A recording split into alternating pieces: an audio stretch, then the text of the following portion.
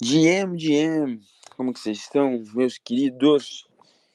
Bom dia para mais um café. Hoje é o café 225, mais um episódio por aqui.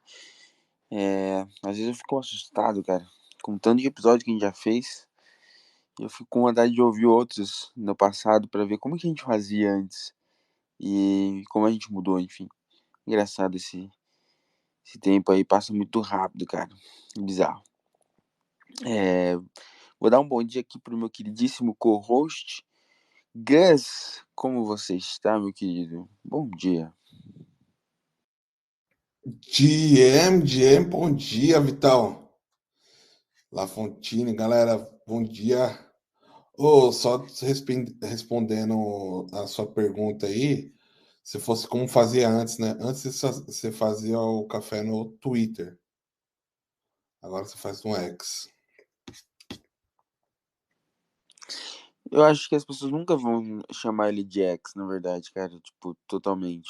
Já tá chamando de X ou não? Não, não consigo ainda. Pois é, eu acho muito paia. Acho muito. Sei lá. Não acho que muda o nome da plataforma só porque alguém quer, sabe?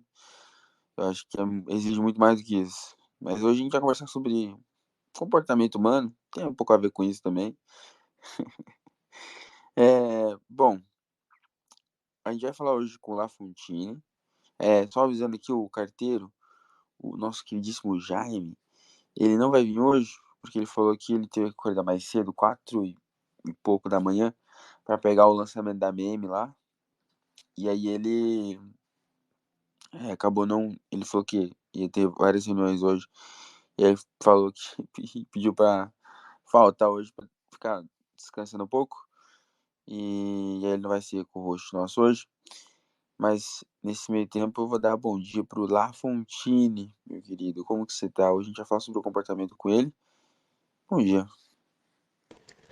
Bom dia, Gus. Aô, Gus. Olha só, eu e você no palco de novo, do lado do Cioff. Isso aqui vai virar um estudo de comportamento humano. O que será que sai de nós três, 8 horas da manhã, em plena sexta-feira?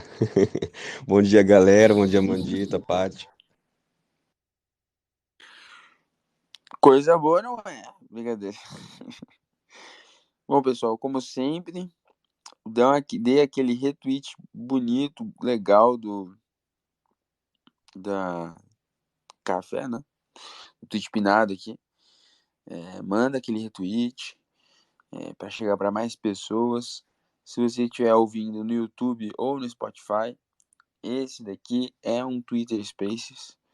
Não é um X Spaces, porque a gente não vai chamar de X, a gente vai chamar de Twitter.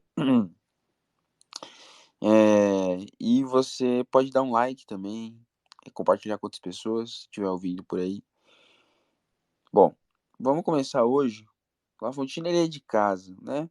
Mas eu vou perguntar um pouco sobre o que ele tem estudado ultimamente, porque eu sei que ele está estudando psicologia, né? Então isso ajuda bastante no que a gente vai conversar hoje, justamente comportamento humano. E aí eu ia perguntar para ele, primeiro, uma coisa que eu tenho muita curiosidade, como que é, o que que você tem estudado e como que é a faculdade de psicologia? Não sei se está fazendo faculdade de psicologia. Me explica melhor o que você está estudando primeiro. E, enfim, como que tem sido essa jornada de aprendizado? Bom, esse estudo de comportamento humano, esses estudos de psicologia, já é algo que está presente nos meus estudos desde os 16 anos de idade. E estudava eu, Judas, Jesus, Moisés, na mesma sala. Basicamente, meu primeiro contato com psicologia foi num curso técnico de administração. E para quem já fez tanto o técnico quanto a faculdade, sabe que existe uma disciplina ali que é a psicologia empresarial e a psicologia do marketing, né? Então, inclusive, a minha primeira professora foi a Denise Mosca, uma psicóloga atuante ainda, de acordo com o CRP, aqui na região de Sorocaba, no interior de São Paulo. E eu me apaixonei imediatamente pela área, porque acredito que exista esse quê de vocação para algumas disciplinas, né? Algumas pessoas têm inclinação para algum tipo de coisa, você só precisa ficar de frente com ela para perceber, e no meu caso aconteceu lá com 16 anos. Então, de lá para cá, vários tipos de curso que eu fiz tinha um descritivo ou passava perto da psicologia até eu entrar, né, recentemente na faculdade de psicologia. E hoje eu estou com interesse de apontar os estudos para a psicanálise agora, né, fazer a graduação não, a pós-graduação e especialização no comportamento humano voltado para a antropologia. Então já faz um tempinho já que, por exemplo, você vai ver isso tanto no marketing, a publicidade e propaganda, administração, conforme eu fiz, filosofia, você estuda ali campos de sociologia. Então, eu fiz administração, filosofia e psicologia. Então, as três áreas, ela compete o estudo de comportamento humano em algum lugar do que significa comportamento humano. Mas eu ainda não terminei meus estudos em psicologia e psicanálise, não. Inclusive, eu estou para escolher, né, qual é a vertente que eu quero me especializar, e possivelmente vou para a área junguiana, que também foi uma paixão mais aprofundada. E aí a gente pode discutir um pouco sobre o que dá para tirar desses conhecimentos compartilháveis em relação a nós aqui na Web3. Muito show, muito bom. Primeiramente, eu queria fazer uma pergunta rápida, assim, antes da gente entrar num. Eu tenho várias perguntas a fazer, né? Mas eu queria primeiro puxar uma que é sobre FOMO, né? A gente estava. Meu background é de marketing, de growth, na verdade, né? De métrica, né? De canal de aquisição, CAC, essas coisas e tal. Porque eu fiz um treinamento quando eu tinha acabado de acabar a escola. Aí eu fiz um treinamento para entrar numa empresa de growth durante mais de 4 meses. E aí foi quando eu aprendi boa parte do que eu sei de marketing hoje em dia, Web 2, vamos dizer assim, né? E aí logo depois a gente começou o Bankless e tal, então foi essa época da minha vida que eu aprendi mais sobre comunidade também. E aí acabei não usando tanto growth na prática, né? CAC, LTV e tal, a parte de marketing mais de dados, vamos dizer assim. E aquela mais frio e calculista. Tipo, não importa a mensagem, importa que ela chegue com efetividade e converta o máximo de pessoas possíveis a usar. E essas pessoas gastem o máximo de tempo possível e dinheiro ali na plataforma. Né? É uma visão mais racional, eu diria, e menos apaixonada do marketing. E aí, eu sempre via FOMO como uma coisa muito interessante, né? Porque o FOMO você pode usar como um jeito de a pessoa não deixar para amanhã, sabe? Muitas vezes o FOMO eu via como uma coisa boa. É claro que muitas vezes ele é usado para o ruim, mas muitas vezes eu via ele como uma coisa boa no sentido de todo mundo, às vezes, mesmo que queira usar alguma coisa, vamos dizer que você está querendo ah, aplicar para um programa de grants, por exemplo. Você vai receber dinheiro, cara. Você vai receber grana se você aplicar naquele programa de grants. Mesmo assim, tem muita gente que protela. Quando vê, eu já fiz várias vezes. Quando vê, meu, você tá no dia do negócio do grants, ou você, da finalização do pedido, né? E aí você não mandou. Então, o FOMO, querendo ou não, essa questão de data limite, deadline, tipo assim, meu, você tem que fazer, senão você vai perder a oportunidade, muitas vezes o que faz a pessoa fazer as coisas. Porque se fosse ad eterno, ela não iria fazer. Então, muitas vezes eu vejo o FOMO como uma coisa boa. Só que ao passar do tempo, quando eu comecei a ver muita cagadinha, né? Eu comecei a ver o FOMO também como o seu lado ruim, né?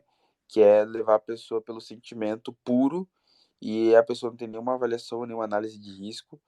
E isso é um problema mais pra frente, né? Como que você analisa FOMO, Lafontine, pela perspectiva de alguém que estudou psicologia comportamental, que estudou muito mais outras coisas para complementar essa visão. Olha, em mundo de estudo de comportamento humano, aí a gente vai pegar principalmente dos aspectos antropológicos de como os seres humanos se comportam, por que que a gente se agrupa socialmente, aí a gente vai olhar ali por que que nós temos nossas necessidades, isso partindo do humano para como isso projeta socialmente, existe um tipo de resultado que se obtém daqui. O contrário, quando o grupo ou um determinado grupo menor influencia o outro grupo maior, o humano, aí a gente tem outro resultado. Sintetizando, a gente pode pensar assim: primeiro a gente tem que decidir qual lado da história a gente quer investigar, porque as teorias de psicologia, embora elas sejam científicas, muito sérias e muito aprofundadas, não existe uma teoria universal que defina como o comportamento humano se dá. Depende muito do contexto. Então, por exemplo, o que eu estou tentando dizer é: se eu for falar do FOMO vindo de algo que a própria sociedade vai parir do seu comportamento histórico, a gente vai pensar em projeções e continuidades genéticas, em cultura e afim, é um resultado. Agora, se eu for pensar no FOMO como uma arma manipulatória de um grupo menor para controlar um grupo maior, a conversa muda. Então, só para a gente se localizar, a psicologia do marketing, por exemplo, a área que a gente mais usa, talvez hoje, seria o modelo comportamental de Fogg, né, desenvolvido pelo o Dr. J.B. Fogg. E aí, quando a gente está pensando em motivação, habilidade e prompt, que são três pontos desse modelo de Fogg, a gente vai lembrar que motivação é o desejo de realizar um comportamento que motiva essa pessoa, a habilidade vai sempre se referir à capacidade da pessoa realizar, e o prompt é um estilo ou gatilho que incentiva a repetição do comportamento, que inclusive é muito legal de pensar que hoje a gente está usando essa palavra com mais frequência no nosso dia a dia, o prompt eu me refiro. Então aqui, quando eu olho para claro que aí tem também o behaviorismo, né? Que aí isso também vai caber, o behaviorismo, a gente se assusta em sala de aula porque a gente treina um rato para aprender um comportamento dele, né? E a gente percebe que o comportamento humano, aqui pode parecer muito pesado, mas é bem parecido com como eu vou incentivar o comportamento de um rato. Então, nós, enquanto animais, nesse sentido sociais, tal qual todos os mamíferos vão se comportar ali com um padrão de comportamento, a gente tem algumas necessidades que podem ser usadas como gatilhos-chave para que desempenhem um resultado. Eu vou citar três. Número um, a gente tem a necessidade de sobrevivência. Isso aqui está ligado ao instinto de sobrevivência, o que nós somos capazes de fazer para sobreviver. Mas psicologicamente falando, isso aqui vai tocar até no ego, né? A estrutura, uma das três, como Freud apontou, o id, ego, superego, uma das três estruturas psicológicas que está ligado com a defesa do meu eu. Né, de quem eu sou. Isso não é só sobre comer arroz e feijão, mas isso é sobre não gostar de uma piada que você faça comigo e me desmotive e etc. Então eu tenho instinto de sobrevivência, eu tenho necessidades de pertencimento, né? E aqui vai desde amar e ser amado, entrar num grupo, ser aceito no meu grupinho de rock, na minha comunidade de Web3, etc. E por último, a reprodução, né, a continuidade da espécie. E isso não necessariamente significa ter um filho, mas significa, no mínimo, estar experimentando trocas e habilidades comportamentais com uma pessoa de maneira mais intimista. Isso tudo é um laço muito profundo, muito complexo e muito químico para se explicar tão facilmente. Entretanto, agora que a gente se localizou das possibilidades do que a gente está conversando, agora vem uma outra coisa que implica absolutamente nessa resposta. FOMO. Começou com fear, começou com medo, a gente já tem que lembrar do nosso bilhete sagrado de comportamento e psicologia. Medo é a maior arma para se condicionar ou para controlar qualquer tipo de ser minimamente senciente. Não estou falando nem de razão, nem de consciência, estou falando de senciência.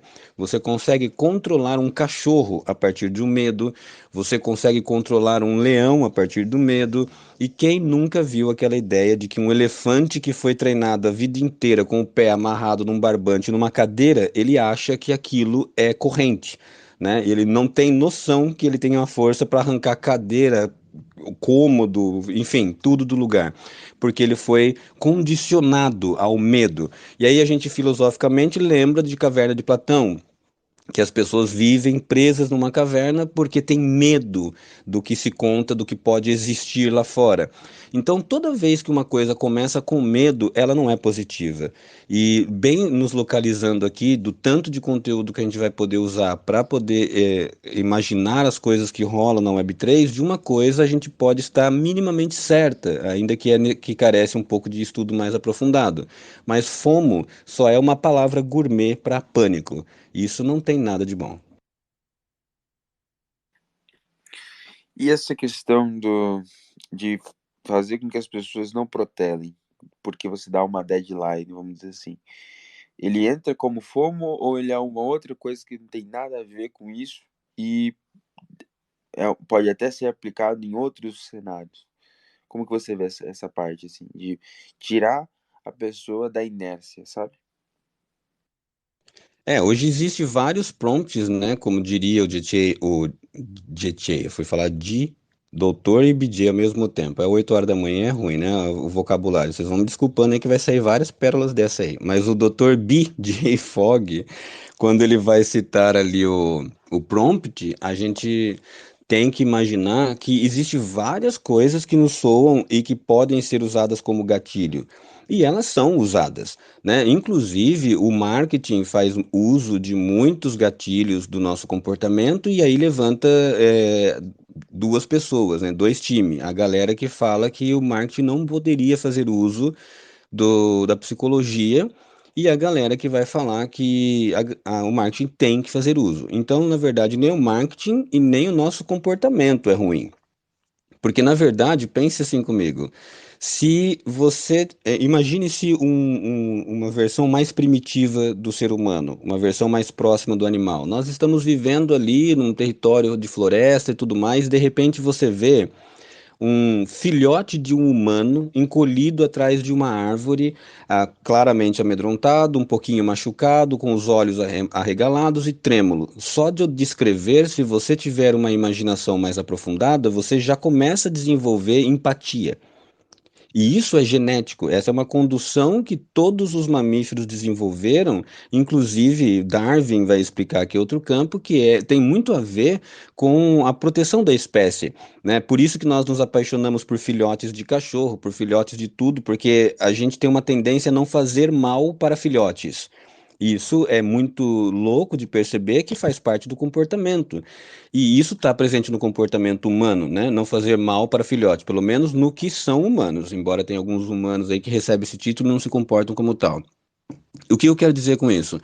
Quero dizer que se eu faço uso do fato de nós termos uma certa vulnerabilidade para uma imagem de filhotes, então num comercial de TV ou num flare ou numa imagem afim, eu uso essa imagem para causar um gatilho em você, atrair o seu lado mais sensível para uma mensagem igualmente sensível, eu estou fazendo mal?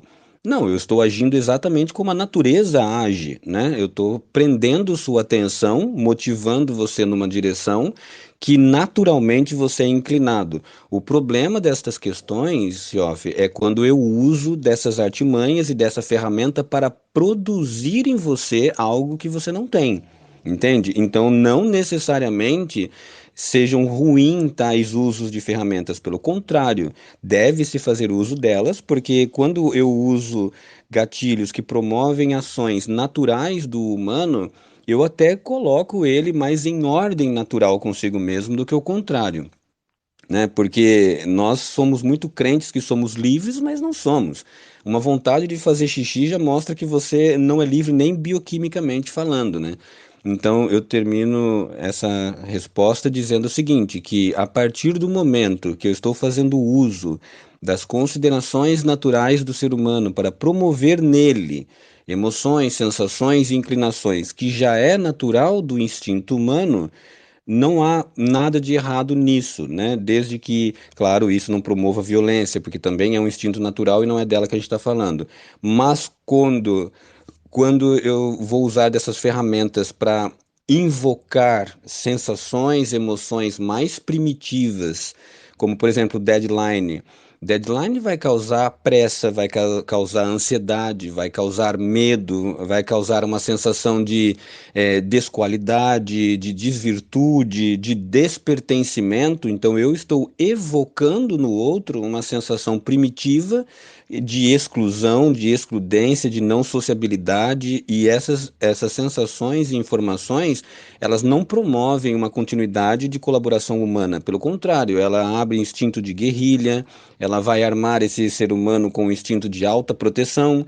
Eu vou desenvolver, inclusive, arrogância, porque eu vou desenvolver nela uma pessoa extremamente vingativa, que o dia que eu me livrar desses deadline, eu vou pôr deadline. Então, eu termino dizendo que evocar sensações primitivas que não pertencem mais ao nosso círculo natural, cria-se um homem que parte de um dia é oprimido e amanhã será opressor, certeza. Eu gosto muito daquela frase do sonho de todo oprimido é ser um opressor. É, muito bom. Gus, quer fazer alguma pergunta? Fique à vontade, meu querido. Na verdade, eu falo, pô, não tenho Então eu tenho, Gus. letramento. Brincadeira. Eu não tenho letramento para estar aqui com o co-host hoje. Vocês são loucos, tá muito alto nível, velho. Eu só tô falando porque a Fonte não falou da questão lá do medo. Eu tava com medo de abrir minha boca agora. Aí eu falei, vou falar. Mas Vitinho, você também não achou sua resposta, não, viu? Deixa de ser preguiçoso. Aí você falando mais putaria do que o Lafontine. Você vê, né, como eu sou grosso. Lafontine, já que não tem nenhuma pergunta, velho. Você tem aí, Vitinho? Claro que tem. Então manda aí. Beleza. Vou Eu pensando, não não vou. tem nenhuma. Galera, eu não vou nem incentivar vocês a subirem aqui, cara. Tem tanta pergunta aqui que eu quero perguntar. Mas se vocês quiserem subir, se vocês estiverem com vontade mesmo, pode subir. Mas assim, ó, eu tenho bastante pergunta. Mas se vocês quiserem subir. Hoje tá mais difícil. Nos outros dias eu imploro pra vocês virem pra cá. Mas hoje faço tanta questão não. Mas se quiser subir, sintam-se em casa. Brincadeira, brincadeira. William, cara, eu, um tema que eu gostei, uma pergunta que eu gostaria de tocar aqui, que é um tema que eu acho muito interessante, porque é contraditório. A Margita chegou aqui, deixa eu deixar ela subir. É contraditório, mas tem muito. E aí eu acho, por exemplo, não é exemplo, né? É um exemplo só. Transparência e privacidade. Poxa, falta de transparência é um problema, mas falta de privacidade também é um problema. Só que aparentemente elas são contraditórias, certo? Então, e as duas são problemas muito grandes hoje em dia na Web3. E aí você fala assim, poxa, como é possível isso, né? É um paradoxo muitas vezes. E aí um paradoxo que eu vejo muito ligado ao comportamento humano é a síndrome do impostor, que é muito comum, muito comum, muito comum, muito comum para pessoas que estão na Web3, mas também é comum, e aí eu bato muito na tecla, eu recentemente tuito bastante sobre isso, porque eu tenho visto umas coisas assim bizarras, é o efeito Dunning-Kruger, que para quem não sabe é a pessoa ela achar que ela sabe, mas ela ser ignorante demais daquele assunto. É, explicando de forma básica, tá, o efeito Dunning-Kruger. E aí eu queria te perguntar, William, como você vê essa dualidade por aqui na Web3? Se você também vê isso, que existe muito dos dois, e como lidar, como saber se o que você, se você, porque assim, muitas vezes você fala assim, não, eu tô com síndrome de impostor, eu sei disso, só que aí você se você cai pro outro lado, você fala assim, não, eu sei disso, mas será que eu sei de verdade? Será que eu não sou, será que eu não tô sendo arrogante, ignorante demais pra achar que eu sei? E, na verdade, eu tô nesse efeito, Dunning-Kruger, acho que eu sei tudo e não sei nada.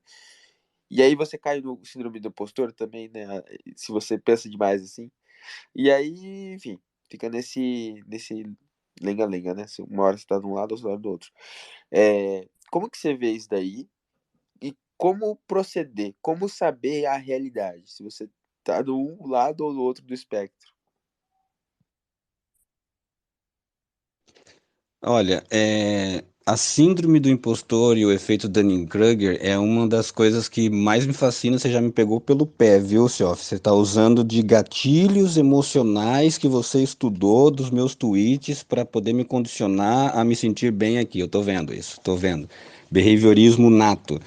É, mas a síndrome do impostor e o efeito Dunning-Kruger, para quem não conhece, são dois fenômenos psicológicos que lidam com a percepção e a habilidade, só que de maneiras opostas, né? Por exemplo, a síndrome do impostor, ele é um transtorno psicológico, então ele é uma enfermidade na personalidade e bioquímica, em que as pessoas, apesar de elas fazerem coisas boas, serem bons maridos, boas mulheres, bons filhos, bons pais, bons funcionários, bons o que você quer que seja, ele sempre acha que é uma fraude. Ele se sente uma fraude. E isso se dá por várias questões, inclusive muito dolorosas. Quando você era pequeno e os seus pais um dia ficavam quando você tirava 10 os seus pais diziam que você não fez mais nada que tua obrigação, quando você cresceu num lar de extrema violência, quando você acha que ser homem significa apontar o dedo na cara do moleque e mandar o papo, todas essas merdas da construção, vocês me desculpem, mas eu tenho horror a esse tipo de comportamento porque machuca e estraga uma pessoa para a vida toda. Esse é um tipo de ferramenta que é um ingrediente perfeito para criar uma pessoa com síndrome de impostor. E é dolorido, porque essa pessoa ela vive com uma sensação de que ela é uma fraude. Então ela pode ser justa, ela pode ser uma pessoa muito honesta, muito solícita, né, no sentido de ajudar as pessoas, mas ela, na hora de colocar a cabeça no travesseiro, ela vai pensar naquela frase que ela disse para o João ao meio-dia, que foi mal educado, e ela pensa, putz, eu sou uma bosta humana. E aquilo machuca essa pessoa, ela fica presa em qualquer ação que possa deixá-la com essa sensação de que ela é uma fraude. E, e ela vê quase todas as coisas ao seu redor com mais intensidade para dar reforço a isso. Uma coisa muito importante da gente pensar no comportamento humano é que a gente busca por reforço, tá? Isso tanto para o lado bom quanto para o lado ruim. Quando a gente é ansioso, a gente busca por gatilhos ansiosos, com uma inclinação, né? A gente fica atento a essas coisas. Vocês já viram já perceberam que se você comprar um Fusca azul, aí use a sua imaginação para pensar no carro que você comprou. Se você comprar um Fusca azul, imediatamente você começa a ver muitos Fusca azul na sua cidade, e antes você não via tanto.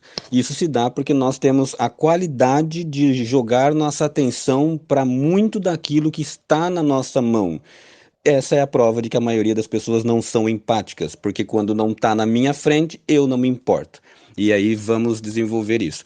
Agora, o efeito Dunning-Kruger, por sua vez, ele é um viés cognitivo.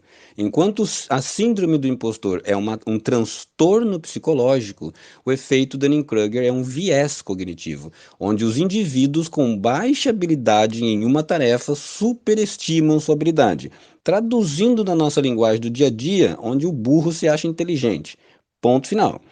Então, eles não são contrapostos enquanto uma gestão psicológica, porque cada um é uma coisa no âmbito psicológico, né, no âmbito comportamental. Um é uma doença.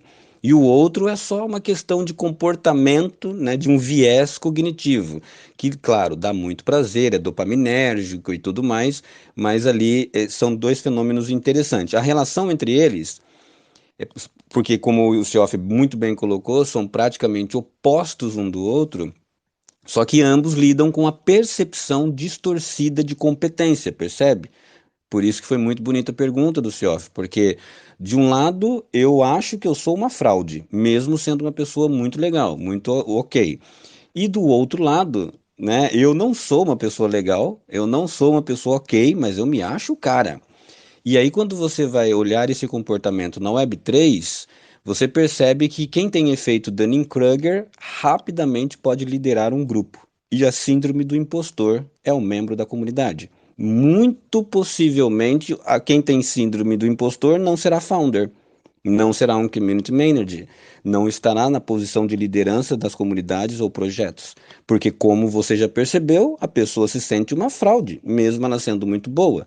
Já quem tem efeito Dunning-Kruger, que é a pessoa que acredita que ela sabe um cacete de coisa, ela geralmente ela acaba se impondo é, a favor dela contra outras pessoas.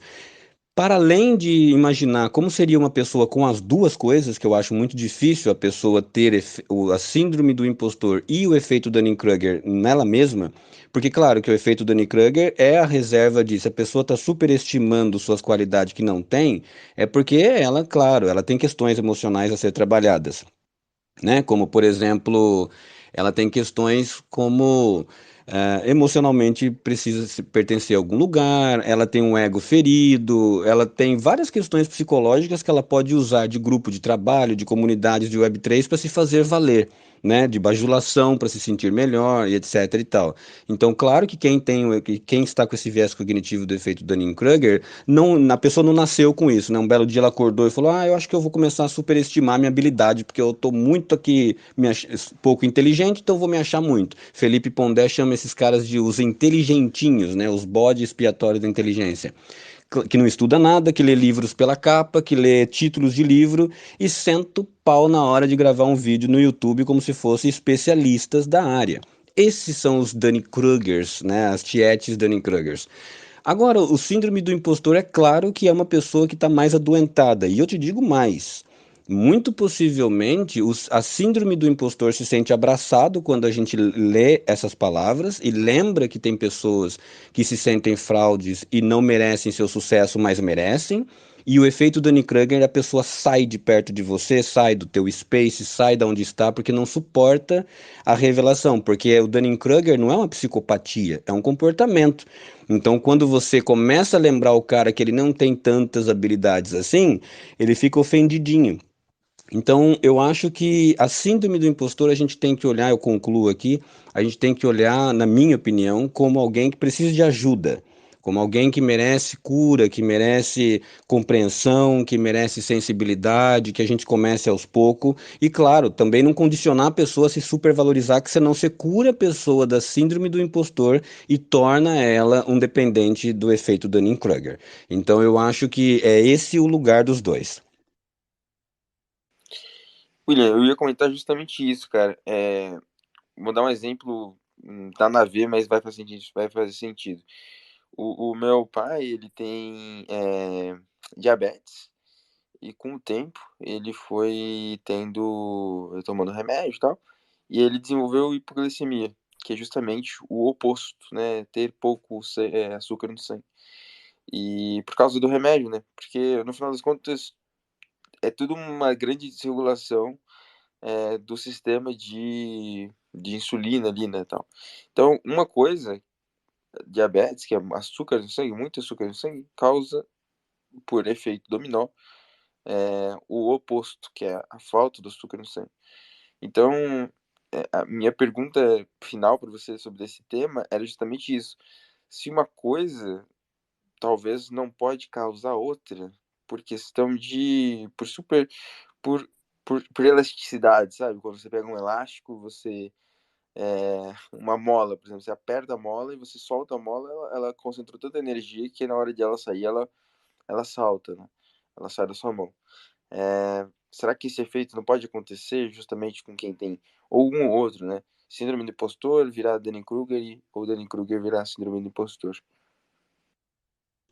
Claro, e isso é bem mais curto de responder, até para eu dar o meu bom dia para a Mandita, minha parceira de paixão por mente, sim, inclusive te digo mais nesse sentido que você pode perceber que outras áreas, como você muito bem citou, também acontecem isso, né? Em psicologia é comum a gente ver em clínica que a pessoa está sofrendo por síndrome de pânico ou por TAG, né, transtorno de ansiedade generalizada, e muitas das vezes a saída que essas pessoas têm é entrar em outra síndrome.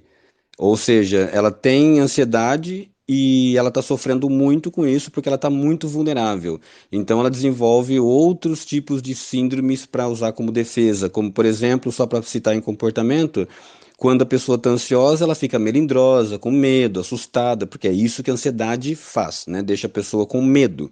E por isso que eu citei lá atrás que FOMO não é bom, porque qualquer coisa que causa ansiedade não é bom, porque a ansiedade é uma coisa muito primitiva. Então, a pessoa com medo, né, ela fica acolhida, vulnerável, extremamente vulnerável. Do outro This space was downloaded via spacesdown.com. Visit to download your spaces today. lado, geralmente as pessoas, para se defenderem dessa vulnerabilidade, ela acaba se inclinando à violência. Então ela fica uma pessoa extremamente arrogante, extremamente de pavio curto, raivosa, com altamente alfinetadas, com comportamento muito bruto. E geralmente as pessoas que têm comportamento assim, ela está escondendo uma criança vulnerável. Já percebeu que todas as pessoas que são muito bravonas, elas são todas manteiguinhas por dentro? Então isso responde como você está correto. Uma coisa acaba produzindo outra. Bizarro, né? Bom dia, Mandita. Como que você está? Seja bem-vinda. Bom dia, Vitor. Bom dia, gente. Vocês estão me ouvindo bem?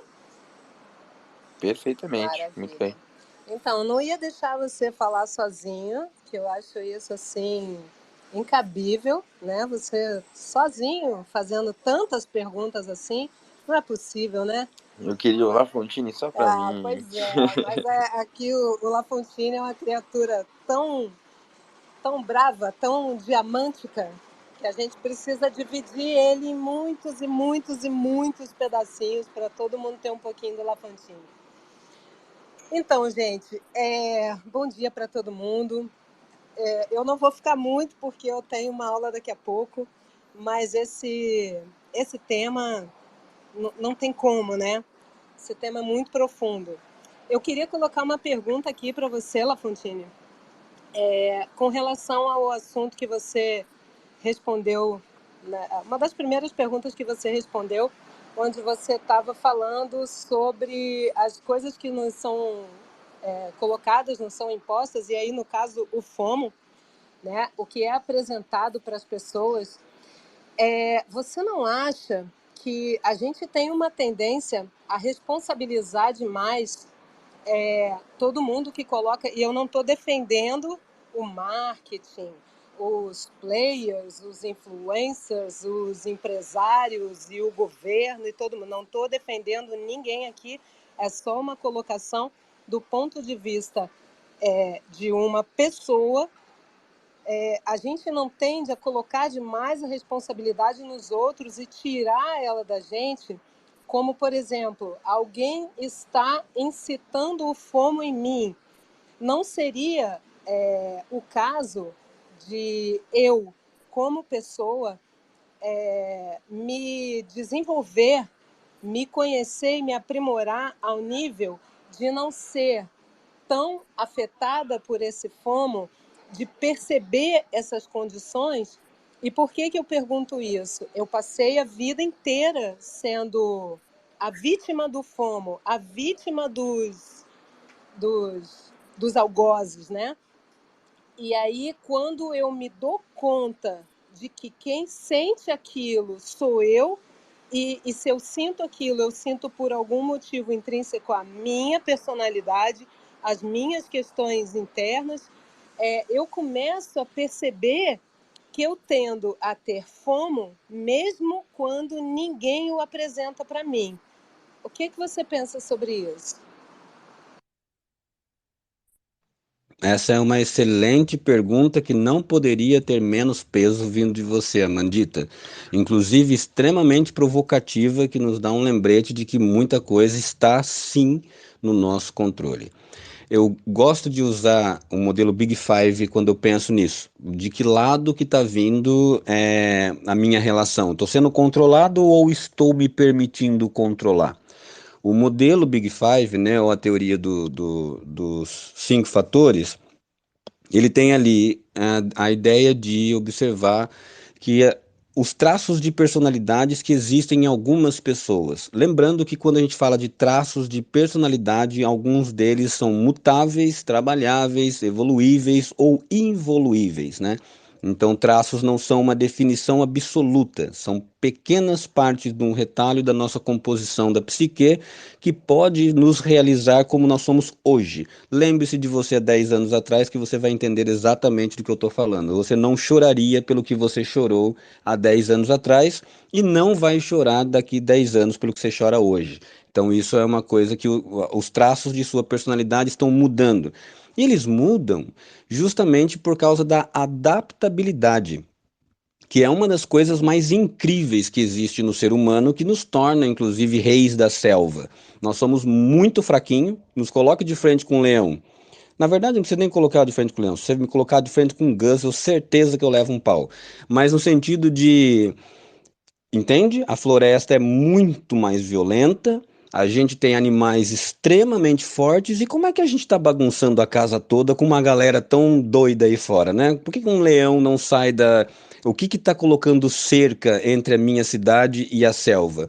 E isso se dá porque nós somos extremamente bons em nos adaptar. Tão bons que a gente é capaz de fuder a própria vida, para traduzir em miúdos. De tão bom que a gente é de se adaptar. Então a gente se adapta à merda, a gente se adapta a coisa ruim, a gente se adapta ao idiota, a gente se adapta ao Dunning-Kruger, a gente se adapta com o mesmo poder que a gente teve de controlar o mundo como animais, nós também temos o poder de fazer mal ao universo igualmente como animais, porque nós somos muito adaptativos. Os 5 fatores principais da teoria, então Big Five, ela vai citar o seguinte, que a gente pode rastrear 5 comportamentos, 5 traços em personalidades. Um é a abertura para a experiência. Então são pessoas que apresentam uma alta pontuação quando são avaliadas no fator de serem curiosos, imaginativos, criativos, abertos a novas ideias e experiências. O segundo é conscienciosidade, que eu lembro muito de você, Amandita. Você imagina, oráculo da consciência, conscienciosidade, você vai entender de onde surge a palavra agora. Que esse fator está relacionado à organização, responsabilidade, confiabilidade. Os indivíduos que têm boas respostas em testes de conscienciosidade, eles mostram que são confiáveis, focados em suas metas, tem metodologia no seu próprio dia a dia, sim, e desenvolve o próprio método. Enfim, os outros 3 são a extroversão, que tem a ver com a sociabilidade, né, com o jeito de ser assertivo em estar na companhia de outras pessoas. Pessoas que têm traços de extroversão na sua personalidade, elas tendem a encaixar-se muito bem em grupos que lhe fazem bem, são cercados de amigos que lhes são caros e etc. A amabilidade é o quarto, que aí tem a ver com gentileza, empatia, cooperação. Em relação à amabilidade, eu penso em Lituânia, da Artes Dali, por exemplo. E tem o neuroticismo. Neuroticismo é um bem interessante, porque por enquanto parece que eu estou falando só de flores aqui, mas não é. E o neuroticismo, ele mostra que não são só flores. Porque esse fator ele vai se referir à instabilidade emocional e ao nível de ansiedade de um indivíduo. Quando as pessoas são muito bem observadas com neuroticismo nesse jogo da teoria desses 5 modelos facetários da personalidade, você vai ver que essas pessoas elas tendem a experimentar emoções negativas com muito mais frequências e podem ser pessoas mais sensíveis a estressores. E aqui, ponto, a gente tem que lembrar o que são esses estressores. Então vamos imaginar que você foi criada a vida inteira com um estressor que é a causalidade do FOMO. Tudo ao seu entorno trazendo para você esse deadline, essa pressa, essa angústia de ter que estar fazendo do seu dia de 24, 48 horas, né? Ser altamente produtiva, entregar bem, realizar-se bem, ser cobrada socialmente. Você é mulher, Amandita. Eu acho que eu não tenho nem lugar para expressar o quanto que mulher já nasce intitulada a receber FOMO, né? Porque vocês têm que lidar com coisas que um monte de macho aí que nem se resolveu quer dizer o que vocês precisam ser, sem contar com questões culturais, né? Que vocês têm que lidar com dualidade dentro de uma casa. O pensamento de uma mãe que é igual mulher e o pensamento de um pai que nem sabe o que é mulher e quer impor a ideia da visão de um homem. E eu não estou falando isso em sentido político, estou falando isso no sentido bioquímico, porque mulheres possuem uma condução bioquímica extraordinariamente diferente de um homem, e o que significa que elas podem não ser iguais e que podem ser iguais no sentido de comportamento, né? Isso não criva nada, mas significa que, no mínimo, nós estamos falando de comportamentos que naturalmente têm necessidades diferentes. E as necessidades diferentes fazem com que eu conduzo minha vida e observação de mundo de maneira diferente. Legal, feitas essas considerações, agora vamos sintetizar a mais possível das respostas para a sua pergunta. Se nós estamos falando desse cesto todo de informação, e uma pessoa pode ter sido colocada num crivo angustioso de FOMO por boa parte de sua vida, eu não tenho uma pessoa resistente ao FOMO, eu tenho uma pessoa com capacidade maior de identificar o FOMO. Porque quando eu fico em cima de um fogo por muito tempo, eu não desenvolvo a capacidade de ser resistente ao fogo. Eu simplesmente desenvolvo uma memória mais aguçada à dor da queimadura. Então, psicologicamente falando, quando a gente está exposto a uma coisa, nós adaptamos a ela a um ponto tão bom que nós somos capazes de observar o mínimo traço possível daquilo na nossa frente, porque é isso que nos faz ser esses reis da selva, uma capacidade incrível de nos adaptar. Então eu me adapto, identifico aquilo que me causa bem ou mal, e dependendo da minha habilidade de adaptabilidade nesse sentido, eu consigo desenvolver uma característica de ser um radar, de identificar o que eu estou procurando, e isso pode colocar em mim a sensação de que eu me livrei do FOMO que me era causado. Mas é possível que você tenha desenvolvido apenas um aguçado radar para isso e acabou amadurecendo-se psicologicamente e adaptando-se a um estilo de vida promovido onde o FOMO não tenha fertilidade para crescer. Mas eles existem, as pessoas e coisas que o causavam estavam ali. É possível que a gente jogue muitos culpa nos outros e não na gente? É possível, mas psicologicamente falando, jogar a culpa na gente pode ser um excesso de autocrítica que é resultado de um machucado profundo. Entretanto, termino dizendo que autocrítica sem excesso é uma habilidade extraordinária que somente pessoas maduras e seguras são capazes de ter. Uau! Para você só uau. Se pudesse, eu estava aqui aplaudindo de pé. Só que se eu aplaudir de pé aqui, eu vou parecer maluca.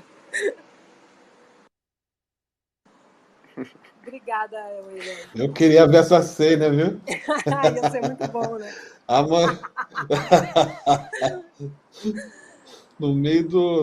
No meio da rua aplaudindo. Pô, obrigada, William. Muito bom. Obrigada mesmo. Eu entendo por esse prisma que você colocou aí.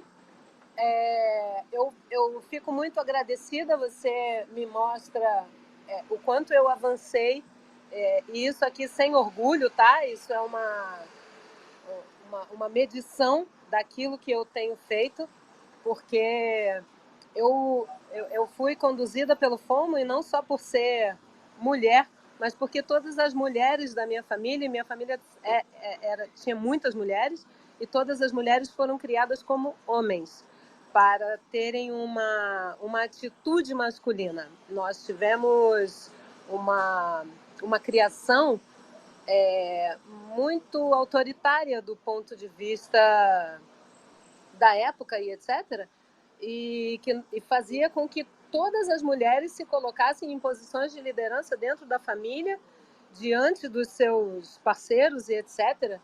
E isso realmente causa um rebuliço na mente. Para identificar isso, você tem que fazer uma desconstrução imensa daquilo que você pensava ser. E além disso, você começa a identificar traços de comportamento que são extremamente nocivos, que vão fazer com que você nunca tenha permissão para ganhar dinheiro, nunca tenha permissão para ter um bom relacionamento, nunca tenha permissão para se relacionar com pessoas, com que você nunca tenha permissão para ter sucesso no trabalho. Você vai estar sempre um pé atrás. E quando eu falo de não ter permissão, é não ter autopermissão. Você não se permite estar à frente de nada do que acontece com você. E isso é uma doença muito cruel, acaba se tornando uma doença. Então, para desfazer isso, a gente precisa de uma mega desconstrução. Isso é uma das coisas mais difíceis que existe. Eu queria te agradecer muito por você ter clareado muitos pontos aí para mim.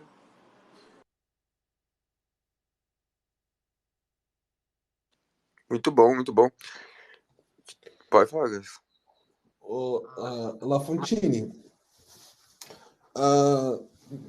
eu vou fazer uma pergunta mais voltada para a comunidade. Depois que comecei a participar mais de comunidade, até estar na frente dali, né, ser community manager, eu comecei a perceber assim o quanto que é importante, né, entender o comportamento humano em vários fatores, né, em vários sentidos. E aí, coisas que eu fui entendendo também de como manter a galera engajada. Ali você tem que entender que, tipo, tem alguns fatores, né? Que é o senso de pertencimento para a galera estar ali dentro da comunidade.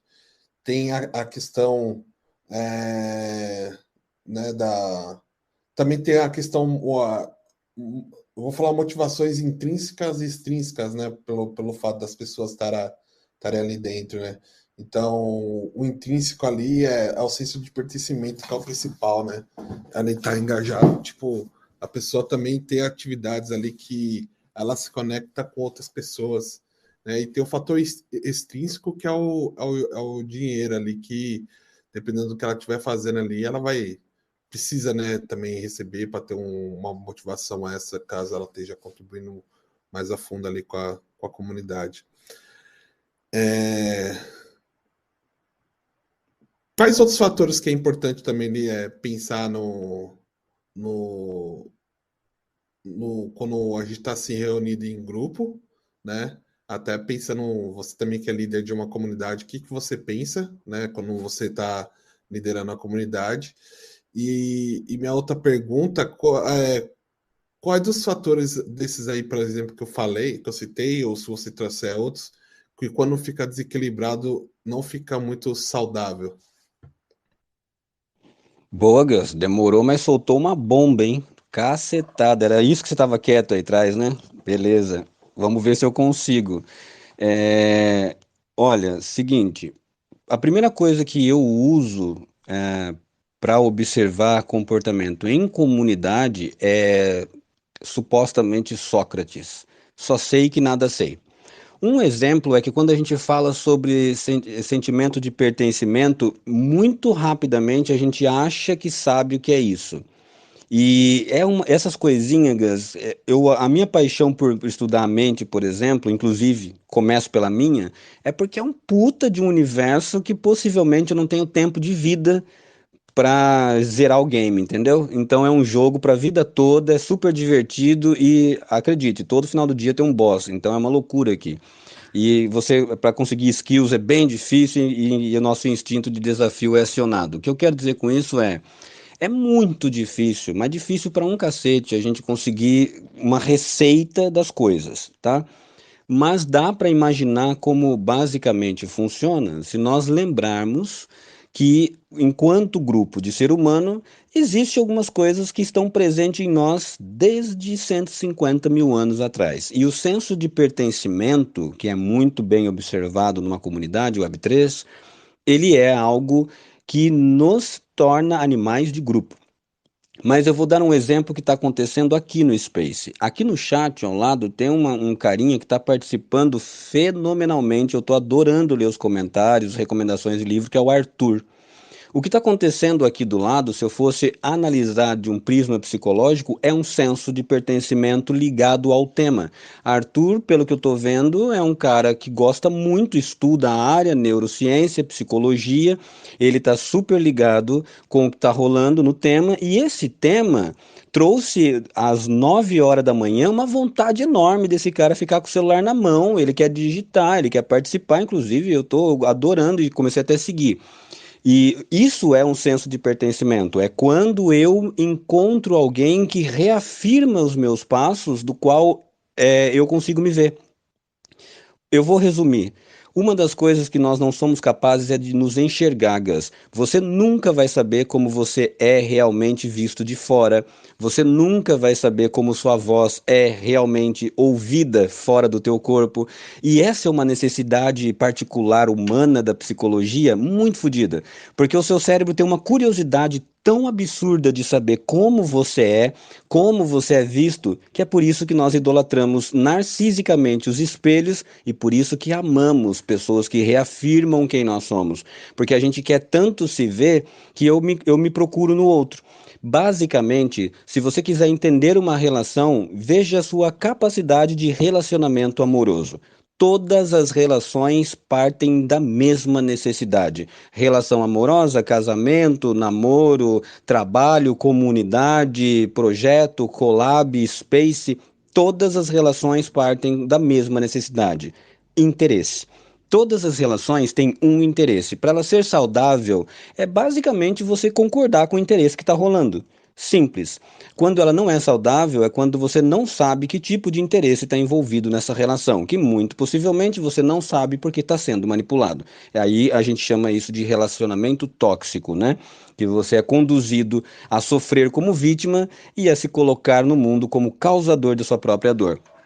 Então eu termino dizendo que quando a gente vai olhar para essas questões numa comunidade de Web3, quais são as mais queridas, quais são as que deve observar, eu conseguiria ir para o mesmo caminho que você foi lindamente, que é começar pelo senso de pertencimento, que é um dos mais primitivos dos nossos comportamentos e necessidades, e é uma das que possivelmente vai estar junto com a gente enquanto nós formos sociedade. Porque a hora que a necessidade de pertencimento sumir do ser humano, possivelmente sociedade vai junto com ela, né? A gente não vai mais viver em grupo, porque é por isso que a gente vive em grupo, por interesse.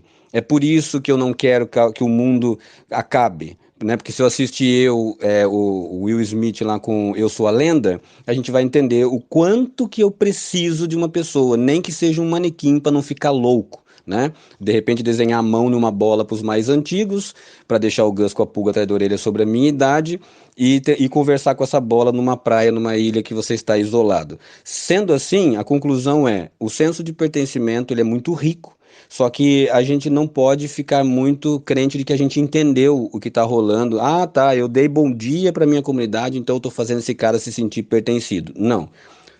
Nutrir, alimentar e concluir, né, a necessidade de pertencimento numa pessoa está num fator muito mais profundo, que é identificar o que ela interessa, com o que ela procura e se a sua comunidade reafirma o que ela é enquanto indivíduo. Se a minha comunidade reafirma nele o que ele é enquanto indivíduo, nós ganhamos um ao outro. Eu ganhei um espelho e ele também. E isso vai dar muito bom, nem que seja para a gente enxergar o quão feio nós somos, mas vai dar bom. É um relacionamento que vai durar. Eu costumo dizer e vou concluir com essa frase. É só você lembrar sobre namoro uma questão. Nós não podemos casar por amor. Deixe isso para os apaixonados adolescentes. Case com responsabilidade, porque amor não paga conta e a tua conta acaba com o teu relacionamento. Deu para entender? Muito bom. Aí, ó, conselhos pra vida. Eu Se não tiverem, Exato, eu Davi. gostaria de pegar um gancho, tava até esperando antes, porque a gente falou bastante sobre indivíduos, né? A gente começou a conversa falando bastante sobre indivíduos, como as pessoas são, mas o indivíduo ele só existe porque ele está em comunidade, senão ele seria só ele mesmo, como a gente estava falando ali antes. Então eu queria, se puder, Leopoldine, falar mais sobre a questão desse comportamento justamente em grupo, assim, porque o que pegou para mim na blockchain, quando tipo, deu o clique na minha cabeça do que é e do que pode ser, foi pensar em pessoas como variáveis de um programa gigantesco que opera na internet. Então, são comportamentos humanos do dia a dia, só que rodando dentro de um programa de computador gigantesco ao mesmo tempo. Outra coisa que pegou também bastante para mim, pensando sobre pessoas nesse mundo, principalmente voltado a gráficos, foi assistir o filme Pi, de 1998, em que o personagem principal, ele justamente está tentando entender isso, como os padrões da sociedade, os padrões que a gente já tem na natureza, afetam também os padrões de gráficos de stocks, ou no caso de ações, né? E eu comecei a reparar também nesses mesmos padrões da natureza nos gráficos de cripto. Então, essa é uma ligação assim que eu criei, mas se você puder desenvolver um pouco mais sobre, se você entendeu realmente o que eu quero saber, eu fico um pouco confuso, né? Mas é isso aí, assim, desses padrões que a gente tem na natureza, né? Trazendo para Web3, para os gráficos, para blockchain. Boa, essa pergunta ela é tão boa que ela vai linkar com as últimas palavras que eu citei aqui no comentário. Inclusive, vou começar dizendo que, viu, quando eu falo não case por amor, não é que eu não sou mais romântico. Inclusive, eu acho até que eu sou um dos últimos românticos. A ideia é só provocar mesmo quais são as coisas que nos agrupam.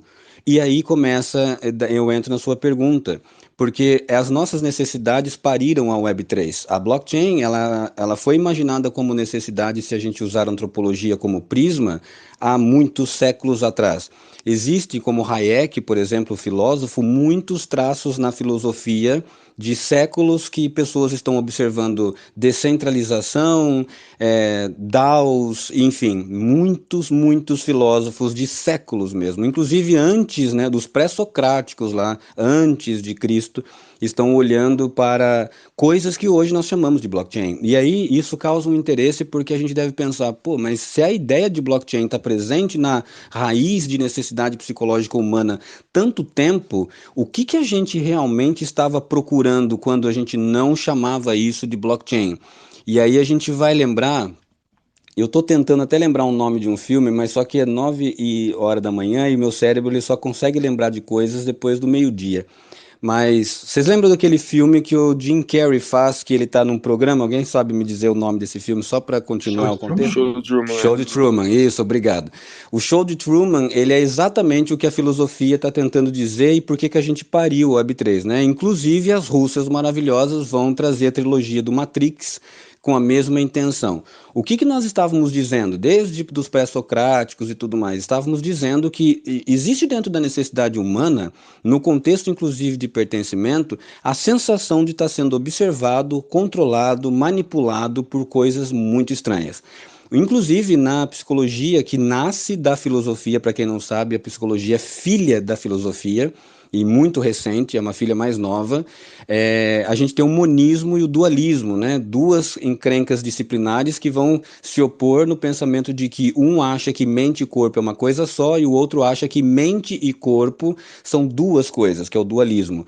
E no dualismo, a gente consegue esticar vários braços, porque no dualismo ele vai dizer que o seu cérebro, a sua mente, no caso, né, como coisa intangível, ela quase que tem vontade de sair do seu corpo às vezes, porque o seu corpo é um limitador. Em gnosis, outro tipo de filosofia muito antiga que possivelmente deu origem ao cristianismo e ao judaísmo, no sentido de que Deus é o conhecimento, ele vai dizer que o corpo, carne, é limitador da alma, né? A alma, para quem não sabe, da palavra grega psique, de novo, mente. Então, há muitos estudos que diz que no ser humano tem uma sensação de estar aprisionado dentro do corpo. A internet, a virtualidade estende isso, porque é um ambiente dimensional que me dá a capacidade de projetar minha mente para um lugar que o meu corpo não é mais limitador. Então, como diria a Paty, eu consigo participar de uma galeria de artes com meu pijaminha, com minha tacinha de vinho sentado na minha casa, porque hoje a exposição vai ser no metaverso, né? Eu não tenho mais nenhum tipo de necessidade relacional, social, de ter que arrumar cabelo, etc e tal, para participar. O que isso tem a ver com a sua pergunta? Tem a ver com o fato de que existem muitos estudos que nasceram justamente da sua pergunta. Filosofia, psicologia, psicanálise, sociologia, antropologia, a própria história têm um único interesse: observar que existe uma silenciosa pergunta no meio do cerne mental humano que tenta dizer para ele se ele está sozinho ou não. Porque ele se sente acompanhado e observado. E onde está esse que o acompanha e o observa? Existe tantos interesses que isso surge em religiões, como já deu para imaginar, que ficou parecendo espiritual que eu falei agora, que vai surgir mitologias, etc e tal. Seja como for, nós hoje temos tecnologia suficiente para exprimir essa ideia, para colocá-la em prática de uma maneira virtual, dimensional, onde virtual não significa ligado na tomada elétrica ou coisa de dispositivo, né? Então, a gente hoje tem tecnologia para manifestar a blockchain. Se nós tivéssemos essa mesma tecnologia lá no século VIII, ela teria nascido. Porque se você observar os filósofos e etc., como eu citei, você vai ver que o rastro estava presente. Eu concluo que o mais próximo que a gente pode chegar, talvez, de uma resposta exata para a sua pergunta, é imaginar que nós temos outra necessidade que ainda não foi catalogada, que não foi observada, que é de nível virtual, que é de um nível para além do meu corpo físico, a necessidade de me agrupar socialmente como indivíduo virtual. E nós nunca tivemos dado, não, a gente não tinha capacidade de dar nome para isso, porque a gente não tinha isso. Hoje é possível que nós tenhamos descoberto emoções virtuais, necessidades sociais virtuais, nós tenhamos descoberto linguagens virtuais e afins. E o código de programação, a blockchain e toda a estrutura dimensional, inclusive metaverso e realidade aumentada, criada em torno disso, nada mais é do que a manifestação da criação do mundo onde um corpo físico não é mais limite. Termino lembrando que os próprios contratos inteligentes estão presentes no campo de filosofia de séculos atrás com o mesmo nome, que possivelmente, se você vê o livro em inglês e alguém escrever contratinho ou contrato rápido, você vai ver algo próximo de smart contract, né? Porque os contratos inteligentes, eles manifestam relações como Foucault imaginou, como Hayek imaginou, como várias diretrizes do comportamento sociável de contratos, que são chamados de filósofos contratualistas, para quem quiser pesquisar, são todos filósofos que estavam dizendo sobre smart contract. Só que hoje nós conseguimos manifestar isso sem a dependência da biologia. Então, eu vou terminar com a seguinte frase: eu acho que a resposta para a sua pergunta é: nós estamos com a capacidade de viver num mundo onde o corpo não mais seja o impeditivo das nossas realizações. E eu devolvo a pergunta falando o seguinte: se nós fôssemos responder essa pergunta lá para os pré-socráticos, será que eles teriam escrito isso como o paraíso? Eu Muito vou bom. responder só com caralho, porque, mano, é bastante disso, assim, complementando também a questão do estado de rede, né, que é o que eu tenho pensado bastante também, na questão humano-máquina, né, a possibilidade que a internet trouxe e a internet 2.0, que é a blockchain, que é fazer o que era para ter sido feito certo antes, agora está sendo feito. E que bom estar participando disso daí com vocês, galera. Muito bom mesmo. Tamo junto. Tem uma frase que eu gosto muito de um cara que é muito OG em blockchain, mas meio low profile por aí. E ele falou assim que blockchain, as pessoas não entendem, mas ter as coisas on-chain, né, blockchain como solução, é uma coisa que todo mundo acha que já existe. Todo mundo leva em conta de que tudo está sendo registrado, tudo está sendo on record, né? Quando na verdade não, né? É tudo muito frágil. Então ele fala que blockchain é uma coisa tão estranha porque é como se a gente sempre precisou que tivesse. É uma coisa que já deveria ter existido antes. Muito bom. Irmão, se quiser fazer uma pergunta rapidinha, em que a gente já tá atrasado aqui pra caramba, fica à vontade, viu? E agora, como é que faz? Ah, faz Bom uma dia, galera. Bom good dia, question Vitão, aí. Gus. Pô, primeiro falar que eu curti muito o Space, muito massa ouvir o Lafontine falando aí, brother. Poucas vezes eu tive a oportunidade de te ouvir, curti muito o tema do Space, acho que esse assunto de saúde mental é muito interessante pra gente falar aqui. Eu queria fazer uma pergunta, você pode ser bem conciso, né, de acordo com o tempo que a gente ainda tiver aí, mas você acha que essas amizades, esses relacionamentos que a gente constrói aqui na Web3, eles contribuem para que a gente desenvolva também essas relações na vida real? No sentido de que, pô, fiz um amigo aqui, fiquei batendo um papo num Discord aqui, num Space até tarde, foi legal, vou ligar para meus amigos, tô com saudade de bater um papo. Ou é uma coisa que, de certa forma, mina o nosso interesse e faz com que a gente procure menos interações no mundo real, no sentido de, eu não vou na casa do fulano, não, senão ele bebe, fica chato, eu tenho que ficar lá, não posso só sair da sala igual eu faço aqui no Space. O que você acha, cara? Exato. Eu acho essa pergunta muito boa porque ela é uma preocupação da psicologia, né? Se por algum acaso a gente está desenvolvendo alguma característica menos sociável, mas para ser conciso, eu acho que a ideia é o seguinte: deixa eu ir para um lugar que vocês não vão escutar o cara passando vender sorvete. Fui no jardim ver o sol que eu não tinha visto ainda. Mas, em conclusão, assim, nós temos uma preocupação de, será que a internet, né, desde de internet a internet, será que isso não nos afeta a relação física? Sim, afeta. E claramente tudo em excesso vai nos fazer mal. Se a gente ficar muito preso na internet, a gente perde a capacidade de interação sociável na IRL. Isso já tem estudos sérios levantados sobre isso, porque eu vou perdendo o feeling do contato. Mas a gente precisa entender onde que está o problema para poder se policiar. O problema está no fato de que eu não conheço o Cioff pessoalmente, o Gus pessoalmente e você pessoalmente. Então eu idealizo vocês. E a minha ideia de vocês está ligado com a minha capacidade de pensamento. Se eu tenho uma mente abrangente, uma capacidade volumosa de conhecimento e de experiência na IRL, muito possivelmente eu tenho mais dados para tentar adivinhar como você é.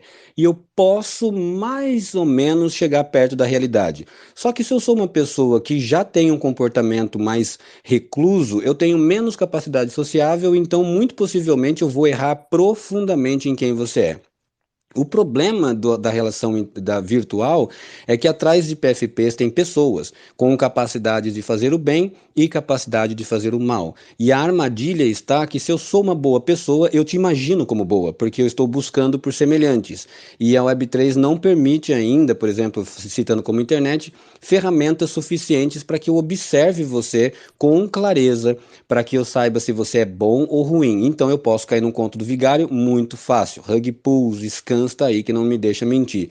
Agora, em relação se é necessário, se isso vai nos afetar e nos distanciar das relações sociáveis, eu diria que se você conhece alguém que bebe e fica chato e você não tem como sair da sala, não vá na casa dessa pessoa, porque um dos problemas também da psicologia em relação à IRL é que a nossa cultura da relação física nos incentiva a estar perto de pessoas tóxicas e você não deve estar perto de nada que te faça mal nesse sentido.